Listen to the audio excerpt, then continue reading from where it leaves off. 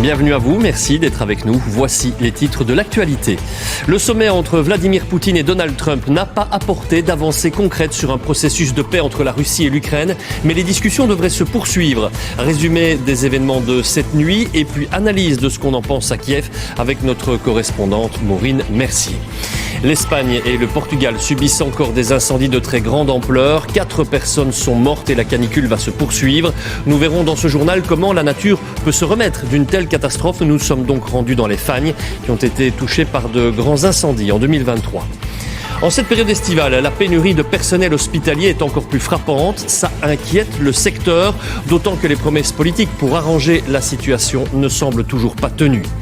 Le réchauffement climatique a un impact de plus en plus visible en Égypte, dans la ville d'Alexandrie. La montée des eaux provoque l'effondrement de très nombreux bâtiments. Des dizaines de personnes sont mortes ces dernières années dans ces circonstances. Et puis nous irons à la mer du Nord. Grosse affluence ce week-end et certaines communes doivent s'adapter pour gérer le manque de stationnement. Reportage à Ostende dans ce journal. Votre trésor, Sacha Daout. Tout ça pour ça en Alaska. Madame, monsieur, bonjour. Le sommet tant attendu entre Donald Trump et Vladimir Poutine n'a pas débouché.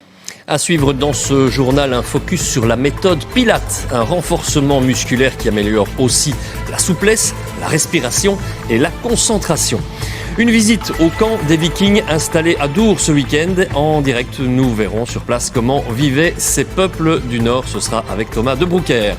Et puis déception pour nos hockeyeuses au championnat d'Europe. Elles ont été battues par l'Allemagne en demi-finale. C'est la fin de cette édition. Au nom de toute l'équipe, je vous remercie de nous avoir suivis. Tout de suite, la météo de Caroline Dawson et puis juste après, un épisode de la série Joséphine Ange Gardien. Je vous souhaite un très bel après-midi. On se retrouve pour le journal de 19h30. À ce soir donc.